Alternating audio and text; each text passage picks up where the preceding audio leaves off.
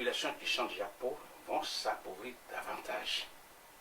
Ça, c'est un élément très important. Prenons le cas du riz. Parce qu'un pays qui prépare la dévaluation prend des dispositions économiques pour dire, par exemple, que nous sommes en autosuffisance sur le plan alimentaire. Exemple, le riz. Donc, il faut mettre une sorte de protectionnisme sur le riz. Donc, s'il y a la dévaluation, le prix importé du riz va augmenter. Le prix, et ça, le riz importé sera trop cher. Et comme il sera trop cher, alors, tout naturellement, les populations vont se rabattre sur le riz local.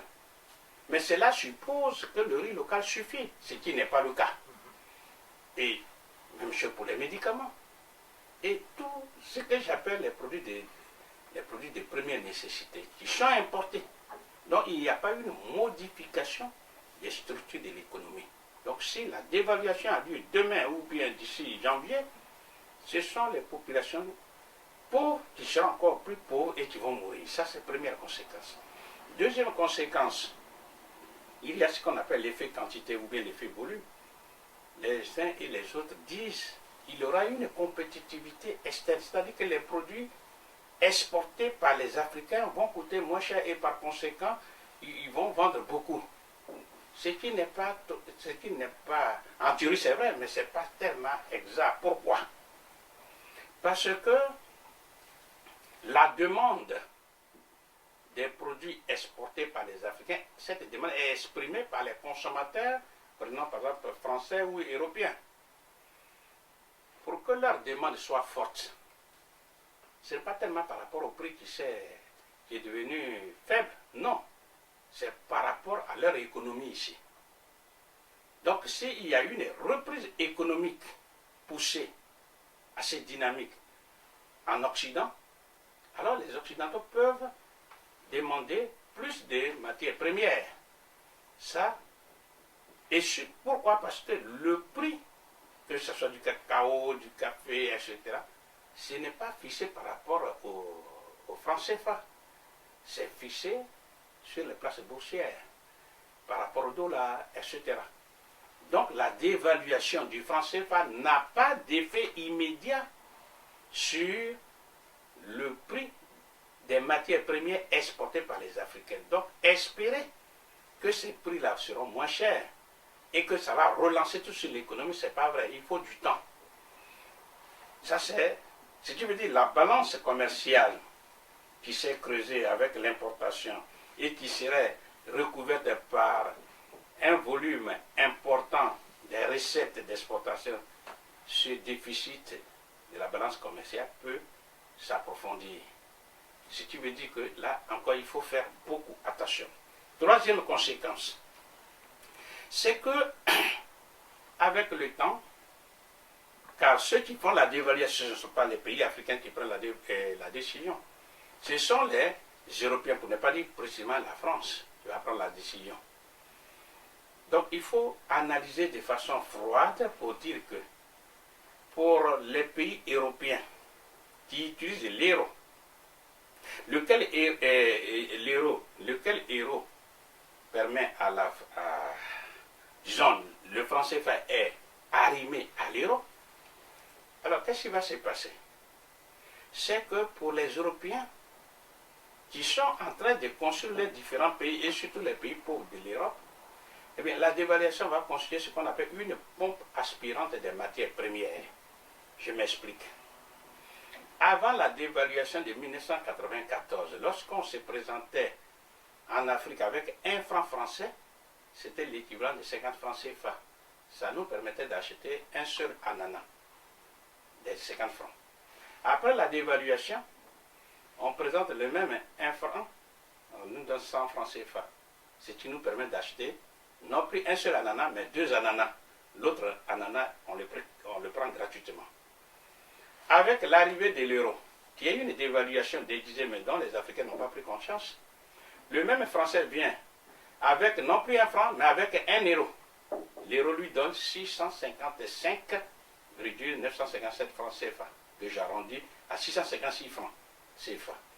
Il va acheter l'ananas, non, qui vaut 50 francs CFA, il ne va plus acheter deux ananas, mais en divisant par 50 francs, il va acheter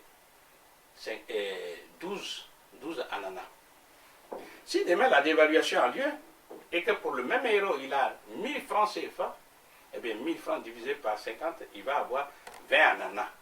Bien sûr, on peut rétorquer pour dire que l'ananas aussi prend de la valeur, c'est vrai, mais dans tous les cas, ça ne change rien fondamentalement. S'il n'a pas 20 ananas, il va avoir 18 ananas. Bref, par cette technique monétaire, les Européens se donnent les moyens objectifs pour dépouiller, pour acheter à vil prix les matières premières des Africains. Lesquelles matières premières leur sont indispensables pour reconstruire valablement tous les pays d'Europe. Et parce que l'objectif, c'est qu'il faut unir les Européens. Donc ça, c'est une des conséquences, la pompe aspirante. Et une autre conséquence, c'est qu'on va assister à ce qu'on appelle l'autonomisation de la dette africaine. C'est-à-dire que la dette africaine va augmenter en toute autonomie. Prenons un exemple encore. Si l'Africain a aujourd'hui une dette d'1 euro, il est obligé de payer 656 francs CFA pour éteindre cette dette. Si demain, après la dévaluation, il a toujours une dette d'1 euro, il sera obligé de débourser non plus 656 francs, mais 1000 francs CFA. Et pour qu'on puisse mieux comprendre, imaginons que vous avez une dette de 656 millions de francs CFA, eh bien, pour ça, c'est l'équivalent de 1000 francs, 1 million d'euros. Bon. Donc, si vous voulez éteindre une dette d'1 million d'euros, vous déboursez 656 millions. Mais demain, quand l'euro, le dollar, non, le franc CFA sera dévalué, on va débourser encore plus d'argent. Alors que c'est la même dette. Donc c'est ce qu'on appelle une autonomisation de la dette. Ensuite, un des inconvénients majeurs, c'est que grâce à cette technique, qu'est-ce qui va se passer? Les Africains qui sont toujours enclins à la mendicité financière internationale vont naturellement tomber dans le piège de la dette. C'est-à-dire, nous connaissons ce qu'on appelle l'aide publique au développement, laquelle aide financière est donnée par les bailleurs de fonds et autres. Eh bien, puisqu'il y a une dévaluation du franc CFA, qu'est-ce qui va se passer? Aujourd'hui, avec 1 euro, il va donner une dette qui s'appelle, enfin, dont le montant c'est 656 francs CFA. Mais demain, après la dévaluation, il donne le même euro, mais ça sera une dette de 1000 francs CFA. Vous voyez qu'avec la dévaluation, il endette davantage les pays africains, qui malheureusement n'ont pas encore bien compris ce que c'est l'importance de la souveraineté monétaire, vont encore se faire ils vont tomber davantage dans ce piège monétaire, puisque les bailleurs de fonds ou bien leurs créanciers habituels se donnent des moyens objectifs pour mieux endetter les Africains. Quel est leur intérêt?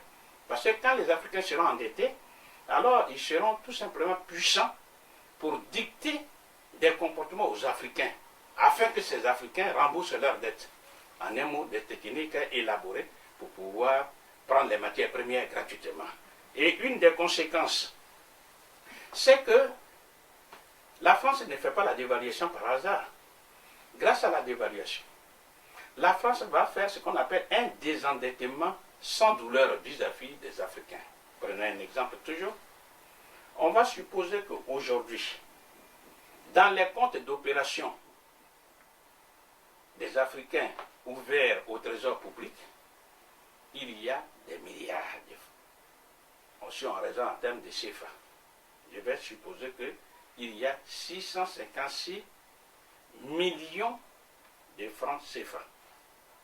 Si la France devrait rembourser cette dette à l'égard des Africains, elle devrait, dans le cas actuel, avant la dévaluation, devrait débourser 656 millions de francs CFA, divisé par 656 francs CFA, ça lui donnerait 1 million d'euros que la France devrait débourser. Bien. Demain, après la dévaluation, pour rembourser la même dette, eh bien, la France va faire ceci. 656 millions de francs CFA, divisé non plus par 656, mais par 1000 francs CFA, ça lui donnerait 0,56 millions et 0,56 milliards, c'est-à-dire va débourser non pas 1 million d'euros, mais 656 000. Du coup, sa dette s'est réduite. Donc, c'est une façon élaborée pour la France de diminuer tout simplement sa dette sans faire un effort particulier. Ensuite, il y a d'autres inconvénients, mais on va citer quelques-uns encore. Il y a ce qu'on pourrait appeler des Africains qui ont leurs enfants à l'étranger. Ils envoient de l'argent à leurs enfants qui sont à l'étranger. Mais ceux-là, ils vont voir leur pouvoir d'achat se réduire. Puisque le franc CFA sera dévalué, exemple pour 1 euro, il faut, au lieu de débourser 656 francs CFA comme dans l'état actuel, si demain la dévaluation 1 euro égale 1000 francs CFA, ça veut dire que ceux qui ont leurs enfants à l'étranger seront obligés, pour donner à leurs enfants 1 euro, de débourser non pas 656, mais 1000 francs CFA. Donc, pour eux, ça devient une difficulté supplémentaire. Mais il faut aussi reconnaître qu'au niveau des Africains, il y a ce qu'on appelle une politique monétaire et une politique de crédit assez rigoureuse. Pourquoi? Parce que quand il y aura la dévaluation, puisque les prix vont augmenter partout, eh bien, le comportement des dirigeants africains sera de faire en sorte qu'ils maîtrisent l'inflation. Donc, ils ne vont plus faire une politique monétaire laxiste, c'est-à-dire qu'ils ne vont plus permettre de donner des crédits, parce que s'ils donnent encore plus de crédits, on aura une inflation d'origine monétaire qui va venir s'ajouter à celle qu'on a déjà constatée. Donc, la meilleure façon de ne pas donner trop de crédits, c'est d'augmenter le taux d'intérêt. Si le taux d'intérêt était, par exemple, je dis un exemple à 10%, ils vont passer facilement à 17%, à 20%, pour empêcher les gens de venir prendre de l'argent. Et ils peuvent faire ce qu'on appelle une politique d'encadrement des crédits, c'est-à-dire qu'ils interdisent complètement, parce qu'ils sont dans une situation où il faut empêcher les citoyens de venir s'endetter et empêcher donc le développement de l'inflation d'origine monétaire, parce que comment on appelle, l'inflation n'est pas seulement d'origine monétaire.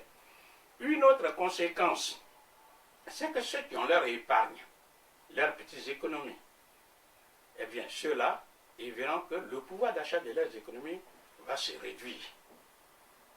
Et ainsi de suite. Un autre inconvénient, c'est que puisqu'on ne peut pas prêter de l'argent, et puisque tout ce qu'on importe devient trop cher, nous allons assister à une redynamisation de la pauvreté qui existait déjà. C'est-à-dire que les gens seront encore plus pauvres et les gens vont encore mourir. Alors, la question, est-ce que les gens vont toujours rester passifs? Eh bien, c'est là, il y a ce que nous appelons une lueur d'espoir. Et c'est peut-être là, tout en étant, hélas, assez cynique, que nous allons parler peut-être des avantages de la dévaluation. Pourquoi? Bon, un des avantages que les gens peuvent citer, mais sans trop faire attention, il y a ce qu'on appelle le transfert des fonds de la diaspora, de la diaspora africaine. C'est-à-dire qu'un Africain qui envoie par exemple 100 euros à ses parents, au lieu que le parent perçoit 65 000, il va percevoir 100 000 francs CFA. Mais ce n'est pas parce qu'il aura la dévaluation que la diaspora va être encouragée à envoyer plus. Au contraire, ça peut avoir même un effet inhibiteur pour dire, ben, avec 100 euros, je lui envoie 100 000 francs CFA. Donc, ça suffit déjà pour lui. Bon, ça, c'est le seul aspect positif. Mais surtout, ce que je voulais dire,